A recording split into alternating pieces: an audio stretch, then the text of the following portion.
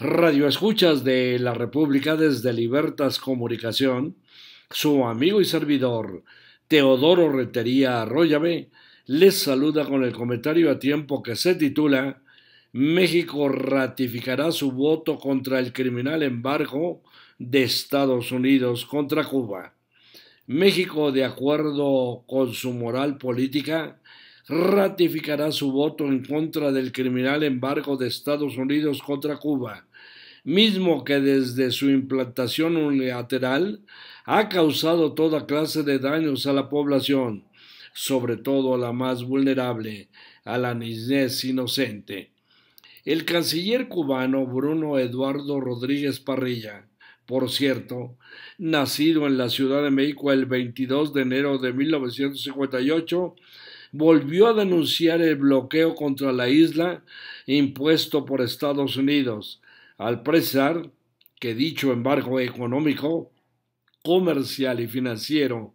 que la potencia mundial impone a la pequeña, territorialmente hablando, desde 1962, ha provocado pérdidas a la isla por 6.364 millones de dólares en los últimos 14 meses. El canciller Bruno Rodríguez, al presentar el informe de 2022 que entregará la Asamblea General de la Organización de las Naciones Unidas ONU en este inminente noviembre, afirmó que es la oportunidad para que el presidente Joe Biden deje sin efecto las sanciones urgentes que puede decidirse en el Congreso. En los primeros 14 meses del actual gobierno de la gran potencia, los prejuicios causados por el bloqueo alcanzaron los 6.364 millones de dólares, una afectación de más de 450 millones de dólares mensuales y más de 15 millones de dólares diarios, y denunció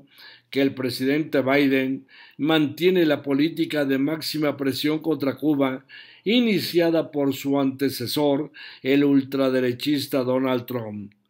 En la presentación ante la prensa del informe que Cuba llevará a cabo como cada año a la ONU, titulado Necesidad de poner fin al bloqueo económico, comercial y financiero impuesto por Estados Unidos contra Cuba, el canciller denunció el recrudecimiento de las sanciones contra La Habana y su impacto negativo en la sociedad cubana. Solo entre agosto de 2021 y febrero de 2022, el texto de cuenta de pérdidas por el embargo del orden de los 3.806 millones de dólares. Es un monto récord histórico para un periodo reducido como el de estos 7 meses. El Producto Interno Bruto de Cuba, según datos muy conservadores, pudo haber crecido pese a las circunstancias adversas que enfrenta la economía cubana en 4.5% en este periodo, de no haberse aplicado esas medidas, enfatizó Rodríguez. Resaltemos, los daños acumulados en las 6 décadas de la medida criminal alcanza la brutal cifra de 154.210 millones de dólares. Rodríguez enfatizó que se trata de una cifra exorbitante para una economía pequeña, sin grandes recursos naturales, insular, subdesarrollada como la cubana. Imaginen ustedes, imaginen nuestro pueblo, lo que habría podido hacer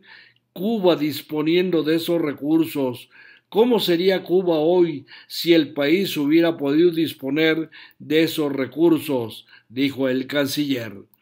Rodríguez aprovechó para pedir que se levanten las sanciones que sean atribución de Biden, luego de que Washington anunciara una ayuda de emergencia de 2 millones de dólares por los daños que dejó el huracán Ian.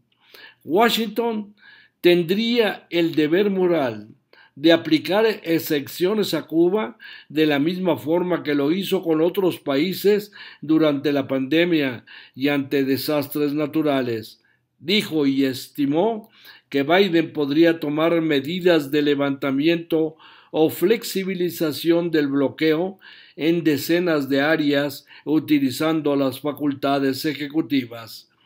Es lo que la moral, es lo que la decencia y es incluso lo que el interés nacional con la política y el derecho internacional demandaría, indicó el funcionario cubano. En ese contexto, resaltamos el pronunciamiento de la Junta de Coordinación Política de la Cámara de Diputados de nuestro México para eliminar el inhumano bloqueo comercial, económico y financiero de los Estados Unidos contra la República de Cuba. En esas condiciones, la Cámara de Diputados manifestó que el citado bloqueo es insostenible por varias razones fundamentales, entre otras, que es verdad universal que todas las naciones, tanto en el ámbito nacional como internacional, deben ponderar que los estados tienen deberes generales para respetar, prevenir, proteger y garantizar los derechos esenciales y que las naciones tienen deberes especiales para reparar y no repetir las afectaciones a los derechos humanos de las personas residentes y que viven fuera de Cuba, en especial a la salud, trabajo y desarrollo humano. En mérito de lo anterior, porque el bloqueo representa un atentado grave al actual sistema universal de derechos humanos, la Honorable Cámara de Diputados solicita al Congreso de Estados Unidos que ponga fin al bloqueo comercial, económico y financiero de su nación contra Cuba.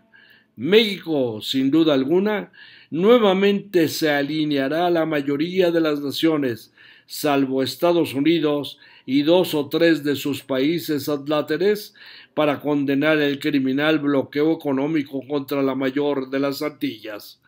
Hoy estamos citados a una conferencia de prensa con el embajador de Cuba en México, Marco Rodríguez Costa. Allí estaremos para obtener más información sobre esta agresión de décadas de una potencia contra un pequeño país en territorio, pero de una grandeza superior en la defensa de su soberanía e independencia.